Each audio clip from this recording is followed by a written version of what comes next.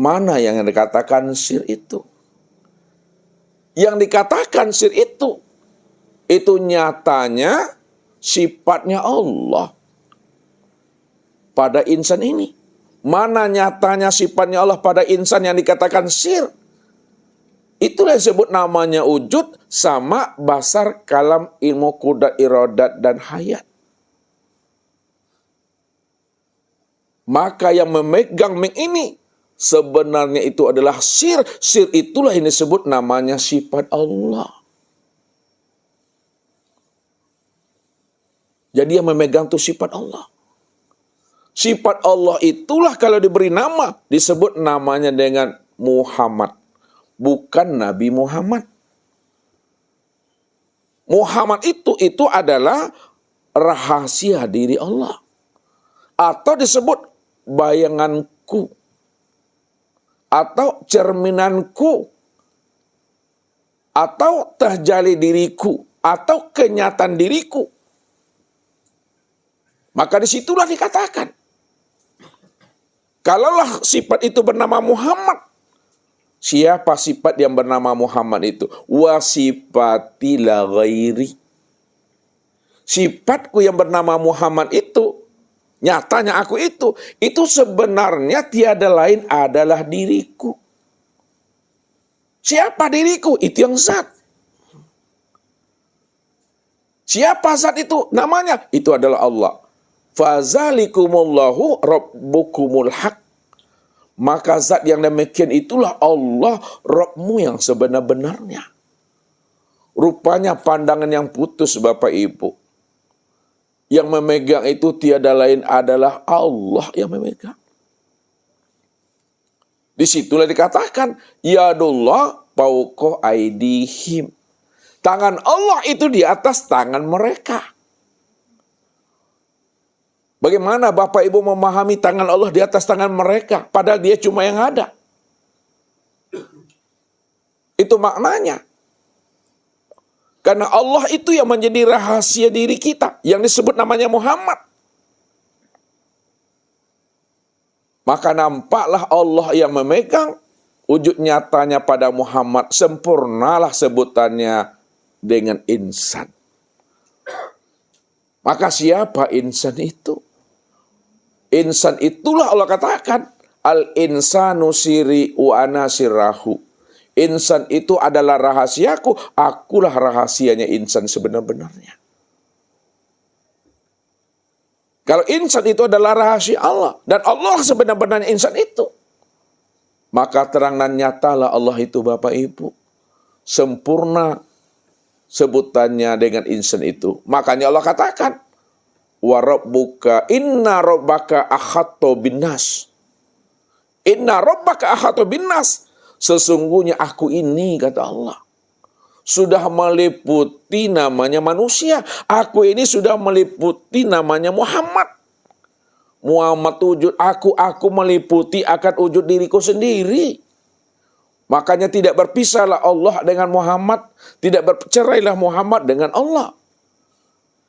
Karena Muhammad itu adalah sifatku dan aku ini adalah zatnya. Muhammad itu adalah kezahiran aku dan akulah batinnya. Muhammad itu adalah tubuhku dan akulah ruhnya. Muhammad itu bayanganku, akulah wujud yang bayang-bayang itu. Itulah pandangan yang putus itu. Tidak lagi terpandang dan tertilik wujud yang lain. Melainkan hanya dia semata-mata. Kalau sudah terpandang Allah, maka itu yang dikatakan pandang yang putus. Tapi siapa yang tidak mampu memandang wujud nyatanya Allah pada segala yang wujud dan segala yang ada, itulah pandangan yang berdosa. Apa kata Rasul? Man nazara ila say'in ma lam yarallaha fihi fa huwa batil. Barang siapa yang bisa memandang kepada sesuatu, memandang kepada alam, memandang kepada makhluk, apapun bentuk dan rupanya, lalu dia tidak mampu memandang Allah di sebalik alam makhluk dan sesuatu itu. Padahal makhluk dan sesuatu itu adalah bentuk lain daripada rupa dirinya yang bernama Allah. namun dia tidak mampu memandang Allahnya di sebalik segala sesuatu itu. Itulah pandangan yang berdosa. Pandangan yang berdosa itu pandangan yang tidak mengenal Tuhannya. Inilah yang dikatakan najis. Apa kata Allah? Innamal musyrikuna najasun. Sesungguhnya orang-orang yang musyrik, orang-orang yang tidak mampu memandang aku yang wujud pada dirinya, dia mengira masih ada juga wujud yang lain selain daripada aku. Pada wujud yang lain selain daripada aku, itu adalah bentuk rupa diriku, kata Allah. Tapi dia tidak mampu memandang aku yang sudah bertakwil dalam segala bentuk dan rupa. Maka dirinya itu adalah najis. Najis yang disebabkan karena dia tidak mampu memandang Tuhannya. Bahwa Allah itu telah wujud. Allah itu telah nyata, Allah itu telah terang. Tapi dia tidak mampu memandang wujud nyata dan terangnya Allah itu. Pada segala yang terang dan segala yang nyata ini. Itulah pandangan yang berdosa itu. Maka bagaimana dia akan berselindung kepada Allah dari godaan setan? Padahal dirinya sudah menjadi setan. Bagaimana mungkin dia akan berselindung kepada Allah? Ya Allah, lindungi aku dari godaan setan, ya Allah. Padahal yang meminta itu sudah jadi setan. Sama orang baca ta'awuz, Bapak Ibu. A'udzubillahi minasyaitonirrajim. Apa artinya tuh, Rian?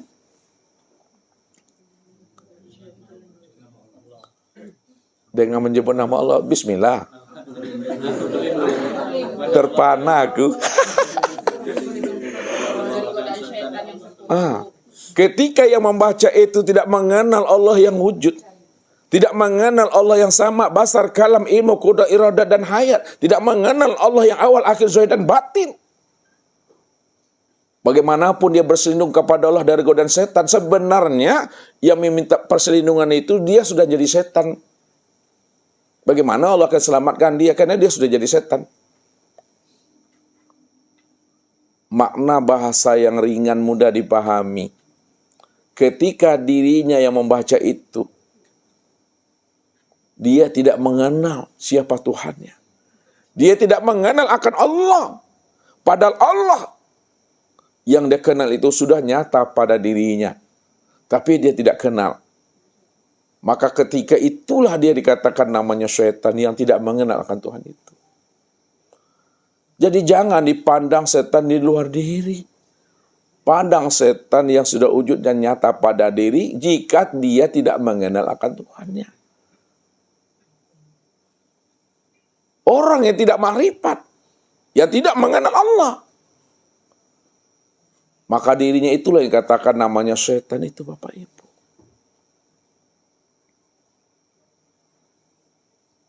Karena dia tidak mampu terpandang Allahnya di situ. Maka ini yang selalu saya antarkan kepada kita. Kalau Allah cuma yang Ahad, Esa satu-satunya, maka lihat Allahnya apa yang dipandang oleh mata. Apa maksudnya tuh kelipah? Lihat Allahnya apa yang dipandang oleh mata. Lihat Allahnya apa yang dipandang oleh mata, berarti apa yang dipandang Allah yang memandang pada segala sesuatu. Nah, minumlah dulu. Pak Zuar, bantu Kalipah. Kalipah nih Pak mau utarakannya belum pas, makanya Ustaz suruh minum dulu. Makna yang terpandang pada segala sesuatu. Iya, apa pahamnya? Pahamnya apa yang kita pandang itu sebenarnya itu wujud Allah sendiri. Iya. Lihat Allahnya apa yang dipandang oleh mata. Apa yang dipandang oleh mata, apapun bentuk dan rupanya, apapun wujudnya, apapun namanya, itulah wujud nyatanya akan diri Allah itu. Itu maksudnya yang akan disampaikan Kalipah, tapi Kalipah gak bisa mengutarakan kalimat itu, di dalam dadanya udah berisi itu. Udah padek dalamnya tuh mah. Cuma mengutarakan kalimat itu, makanya kalau kita tidak pas menggunakan bahasa dan memilih kata yang tepat, maka orang mendengarnya juga akan menjadi kacau dan keliru. Ya kan? Bagaimana mungkin dia tidak akan kacau Bapak Ibu, ya kan? Sedangkan yang dia sendiri saja dia tidak paham gitu, apalagi yang mendengarnya. Ya. Misalnya Ustaz menggunakan kalimat itu. Ustaz sendiri tidak paham dengan kalimat yang Ustaz sampaikan. Ustaz menggunakan bahasa orang lain. Sedangkan bahasa orang lain yang Ustaz sampaikan itu, walaupun benar bahasanya, Ustaz sendiri tak paham bahasa itu. Kalau Ustaz tidak paham, tentu Bapak Ibu lebih tak paham lagi gitu. Itu maksud Ustaz tadi itu. Jadi, kita mengeluarkan kalimat itu dengan baik, dengan pilihan kata yang pas, itu juga adalah rahmat dan anugerah Allah itu. Makanya ada yang duduknya di hakikat, ada yang duduknya di ma'rifat. Namun kita ini tidak boleh jalan di tempat, kita mesti sampai usul kepada ma'rifat itu. Kenapa? Di dalam pemahaman tauhid robani Bapak Ibu, makom kita itu ada bertingkat-tingkat. Ada namanya makom awam namanya. Makom awam. Makom awam itu ya seperti makom burung kakak tua. Ya, burung kakak tua tuh lihatlah itu Bapak Ibu. Kalau datang tuannya datang ke rumah, ya selamat siang tuan. Nah, itu burung kakak tua tuh. Nanti datang tuannya malam, selamat siang tuan. Ala jale malam siang. Jadi sebutnya itu. Itu makom kakak tua tuh. Ya, makom taklid. Ini yang mesti dipahami. Yang kedua, naik lagi makomnya, namanya makom kalifatun nabi. Bukan nabi Bapak Ibu ya. Makom kalifatun nabi. Makom kalifatun nabi itu ya, dia mendapatkan hidayah, mendapatkan petunjuk, mendapatkan ilham untuk dirinya sendiri dan untuk keluarganya, tapi dia belum punya umat. Dia tidak bisa menyampaikan untuk umat itu. Paham itu hanya untuk dirinya sendiri. Ya kan? Ku anfusakum wa ahlikum nar. Paham untuk dirinya. Setelah paham untuk dirinya, disampaikan untuk keluarganya. Tapi belum punya visi dan misi. Belum punya umat dia. Itu namanya makom kalifatun nabi namanya. Naik di atas makom kalifatun nabi, ini yang disebut namanya makom kalifatur rasul. Makom kalifatur rasul itu makom di mana dia dapat petunjuk, dapat ilham, dapat hidayah untuk dirinya dan keluarganya, dan dia sudah punya umat. Dia sudah punya visi misi, dia sudah punya jamaah, dia bisa ke masjid-masjid, ke musala-musala, ke langgar-langgar untuk umat ini. Itu namanya makom kalifatur rasul namanya. Untuk diri, untuk keluarga, dan untuk umat nih. Udah bisa dia menyampaikan. Kalifatur rasul namanya. Makom yang terakhir, ini disebut namanya makom kalifatullah. Dia dapat petunjuk, dapat hidayah, dapat ilham untuk dirinya dan keluarganya, dan untuk umatnya. Umatnya Bapak Ibu, zahir dan batin. Ada bangsa manusianya, basariyahnya, ada bangsa ghaibiyahnya. Zahir batin di situ dia menyampaikan itu. Jadi dakwanya dua melintas dua alam itu. Dakwah kepada manusia dan berdakwah kepada bangsa ghaibiyah. Karena memang dirinya itu dijadikan Allah sebagai rahmatan fil alamin dan rahmatan lil alamin. Pertanyaan Ustadz untuk ibu-ibu.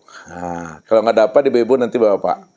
Kalaulah diri kita ini rahmatan fil alamin dan rahmatan lil alamin, kan dua tuh maknanya tuh. Kalau rahmatan fil alamin apa artinya tuh Dewi? Untuk alam, rahmat untuk alam. Kalau lil alamin? Untuk diri sendiri, Ustaz. Terlebih itu nak? Terbalik Ustaz. Terbalik, luruskan lagi yang terlebih itu. Rahmatan fil alamin itu untuk diri Ustaz. Rahmatan lil alamin itu untuk alam Ustaz. Rahmat untuk seluruh alam. Gitu Daniel.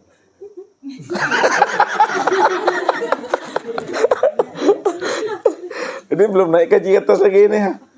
Masih situ aja putar-putar baru tuh. Udah, biarlah Ustaz menjawabnya. Karena kita mau cepat juga kan. Pulangnya kan besok juga kan. Jadi lihat, mana yang dikatakan rahmatan lil alamin dan mana pula yang dikatakan rahmatan bil alamin. Yang dikatakan rahmatan lil alamin itu adalah Nur Muhammad. Ya, laulaka ya Muhammad ma khalaqtul aflaq. Kalau bukan karena engkau hai Muhammad, tidak aku jadikanlah alam semesta ini. Maka adanya alam semesta ini itu karena Nur Muhammad. Maka disitulah dikatakan ketika Nabi ditanya oleh sahabatnya, mata nabiyan ya Rasulullah. Kapan engkau menjadi nabi ya Rasulullah? Apa jawaban beliau? Kuntu nabiyan wa Adam baina ruh wal jasad. Ya. Aku ini sudah lebih dahulu menjadi nabi. Dari sisi ruhani, dari sisi hakikat. Sedangkan Adam ketika itu baru antara ruh dengan jasad. Baru dalam proses. Yang kedua, apa jawaban beliau? Ja'alani fatihan wa khataman. Allah jadikan aku ini sebagai pembuka dan aku juga dijadikan sebagai penutup. Maknanya bahwa Allah jadikan diriku sebagai pembuka, Nur Muhammad itulah sebagai pembuka adanya alam semesta ini. Maka Nur Muhammad itu yang disebut namanya rahmatan lil alamin. Karena Nur Muhammad lah terjadinya alam semesta itu. Nur Muhammad itulah pembuka segala yang ada ini. Itu rahmatan lil alamin. Dan mana yang dikatakan rahmatan fil alamin, itulah Nur Muhammad tadi yang sudah nyata pada diri Bapak Ibu yang disebut ruh. Ruh itulah yang menjadi rahmatan fil alamin. Kena ruhlah baru batang tubuh ini hidup. Kena ruhlah batang tubuh ini bisa melihat, mendengar, berkata, mengetahui, berkuasa, berkehendak, berjalan dan diam. Jadi ruh itu yang dikatakan fil alamin. Nur Muhammad itu yang rahmatan lil alamin. Apa Bapak Ibu tuh? Jadi rahmatan lil alamin itu Nur Muhammad. Rahmatan fil alamin itu ruh yang ada pada tubuh. Itu yang jadi rahmat dia pada tubuh itu. Ini yang mesti dipahami. Nah, kalau kita paham, ya, kita kembalikan lagi ke pertanyaan kepada jawaban paridohnya. Karena Nabi katakan apa? Kullu syai'in yarji'u ila as-solihi. Tiap-tiap sesuatu kembalikan dia kepada asalnya. Bagaimana cara kita memulangkan kepada asalnya? Asal ruh itu daripada Nur Muhammad tuh. Asal ruh itu daripada Nur Muhammad. Asal Nur Muhammad daripada Allah. Maka Allah lah sebenar-benarnya yang dikatakan rahmatan fil alamin dan rahmatan lil alamin. Karena dia cuma yang wujud semata-mata. Tak ada diri kita lagi di sana. Ini yang diri Tuhan itu. Makanya kalau kita sudah kenal akan rahasia diri Tuhan, sudah wujud nyata pada alam semesta dan sempurna wujud nyatanya pada alam semesta yang disebut namanya manusia. Al-insanu siri wa siri sifati wa sifati la ghairi. Insan itu adalah rahasiaku. Rahasiaku itu adalah sifatku, sifatku itu tiada lain adalah aku, kata Allah. Maka ketika itulah sebenarnya tak ada diri Bapak Ibu di sana lagi. Tidak terpandang lagi diri Bapak Ibu lagi di sana. Kalau tidak terpandang lagi diri Bapak Ibu di sana, maka tidak adalah namanya hisab di situ. Tidak adalah namanya pertanyaan lagi di sana. Karena memang yang dibawa itu hanyalah diri Allah. Maka kalau kita ada sampai pemahamannya kepada namanya Sidratul Muntaha, puncak kesadaran yang tertinggi, atau puncak kesadaran penghabisan, atau disebut namanya makam Tuhan, kala lisanahu, jangan disate juga lagi.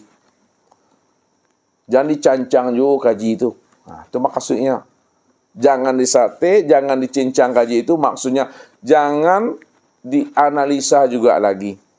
Jangan dipikirkan juga lagi. Jangan ditanyakan juga lagi. Jangan dibahas juga lagi. Kalau dibahas lagi, dicincang lagi,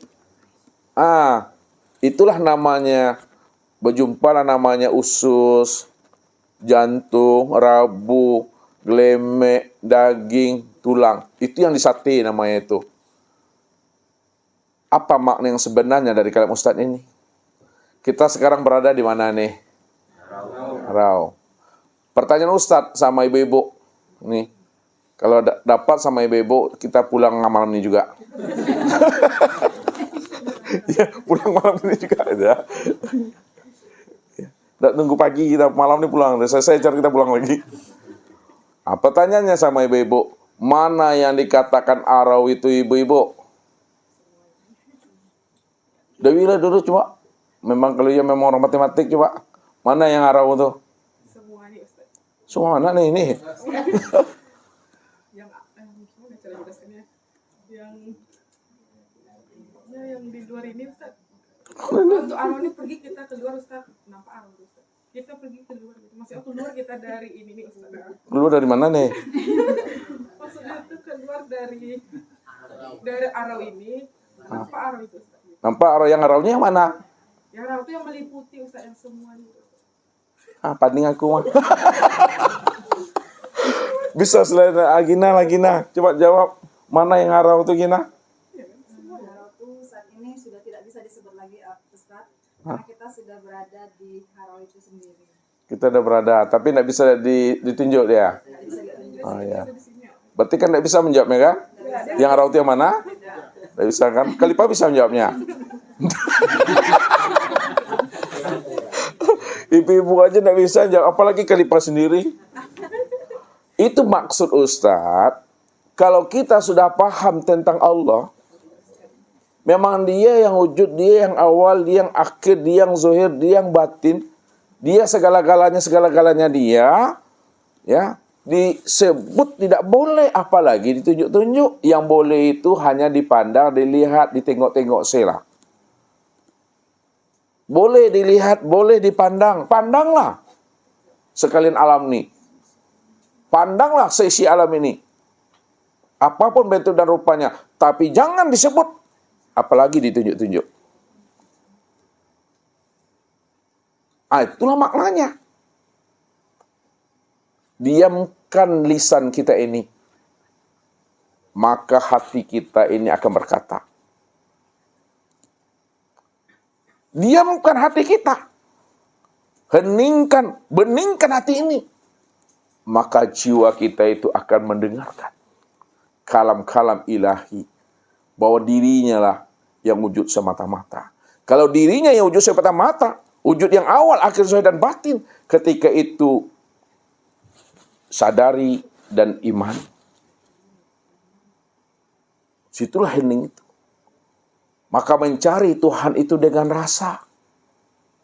Rasa yang sudah dirasakan. Kalaulah mencari Tuhan itu dengan rasa, dan rasa yang telah dirasakan. Rasul dibawa naik, pareso dibawa turun. Rasa yang dirasakan. Mana yang dikatakan rasa? Yang dikatakan rasa itu singkatan daripada Rasulullah. Rasa itu singkatan daripada Rasul Allah. Rasul Allah itu disingkat namanya dengan rasa. Kalau rasa itu maknanya adalah Rasul Allah. Rasul Allah itu utusan Allah. Mana utusan Allah yang disebut rasa pada diri kita? Yang dikatakan utusan Allah, yang disebut rasa pada diri kita, itu yang disebut namanya dengan ruh. Ruh itulah yang dikatakan rasa itu. Yang disebut namanya Rasul Allah. Wa'lamu anna fikum Rasulullah. Ketahuilah olehmu bahwa di dalam dirimu ada Rasul Allah, ada rasa, ada ruh. Qad ja'akum rasulun min anfusikum. Telah datang kepada kamu seorang rasul dari dirimu sendiri. Itu adalah ruh. Ruh itu yang disebut namanya rasa. Kalau ruh itu dikatakan rasa, rasa apa yang ada pada ruh itu? Itu disebut rasa Tuhan. Mana rasa Tuhan itu sebenarnya? Itu yang hayat. Hayat itulah rasa Tuhan. Hidup itu yang sebut rasa Tuhan. Sama itu rasa Tuhan. Basar rasa Tuhan. Kalam rasa Tuhan. Kalaulah hayat ini rasa Tuhan, sama basar kalam rasa Tuhan, maka sesungguhnya rasa Tuhan yang bernama hayat, yang disebut sama basar dan kalam, adalah rasa yang tiada berasa. Baru kita bisa merasakan rasa Tuhan pada sama basar kalam dan hayat, rasa yang tiada berasa, apabila kita benar-benar hening di dalam kebeningan. Heningkanlah batin ini. Heningkanlah jiwa itu. Ketika jiwa telah bening-bening dia, di dalam kebeningan jiwa itulah kita mampu merasakannya. Di mana mampu merasakannya? Niat, turun naik napas. Itu yang hidup tuh dia. Itu yang hayat itu. Inilah yang diajarkan oleh orang-orang arifin. Orang-orang arifin lah. Kalau kamu ingin kenal Tuhan, ingin lihat Tuhan pada dirimu, duduk kamu di sini. Lalu heningkan akalmu. Heningkan pikiranmu. Heningkan hatimu dan heningkan rasamu. Ketika akal dah hening, sudah diam. Hati sudah diam dan hening. Perasa sudah hening dan diam. Pada saat di dalam keheningan itu, disitulah kamu bisa merasakan aku, kata Tuhan. Naik turunnya napas melalui batang hidupmu, itu yang rasa aku tuh. Memandang kamu, itu yang rasa aku tuh, yang namanya basar. Mendengar, itu yang rasa aku tuh, itu yang sebut namanya sama itu. Inilah yang sebut mencari Tuhan dengan rasa. Setelah dapat rasa Tuhan, rasakanlah rasa Tuhan itu di dalam keheningan rohani dan jiwa kita. Maka diistilahkanlah pemahamannya, cara menghantarkan kaji, rasu dibawa naik, paresu dibawa turun, rasu yang dirasukan. Rasa dibawa naik, paresu dibawa turun. Kalau preso itu bahasa Minang, bahasa Indonesia tuh. Memang menerjemahkan bahasa Minang ke bahasa Indonesia payah, karena memang cara makrifat memang bahasa Minang tuh lah. Tapi Ustaz tak pandai bahasa Minang itu diterjemahkan bahasa Indonesia. Kalau Cerano dibawa bahasa Indonesianya apa kali Pak? Cerana. Tetap Cerano juga. Jadi kalau memang itu dah baku, tak bisa dibahasa Indonesiakan. Ya. Ini Cerano. Cerana tak bisa. Jadi rasu dibawa naik, paresu dibawa turun, rasu yang dirasui. Coba bantulah Daniel, ini orang Melayu nih. Coba bantu Ustadz terjemahkan bahasa itu ke dalam bahasa Indonesia. Rasu dibawa naik, paresu dibawa turun, rasu yang dirasui. Dewi bisa tuh. Oh, tambah kacau lagi rumah. Siapa yang bisa terjemahkannya? Pak bisa kan Pak? Rasa dibawa naik, periksa dibawa turun. Periksa.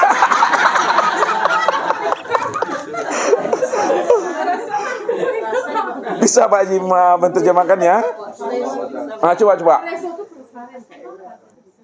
Rasa dibawa naik ke atas. Udah lah bertele-tele aku. Begitu Bapak Ibu, kalau kaji ini kalau memang sudah dihantarkan dengan bahasa Minang, sulit Ustadz untuk bahasa Indonesiakannya. Memang Ustadz nggak pandai bahasa Indonesia. Makanya dengan rasa memahaminya. Inilah bahasa daripada para ulama menjelaskan ma yakhruju baina syafatain ilal isyarati wal iktibar. Apa yang keluar dari dua bibir ini atau lisan ini hanya menunjukkan suatu isyarat saja.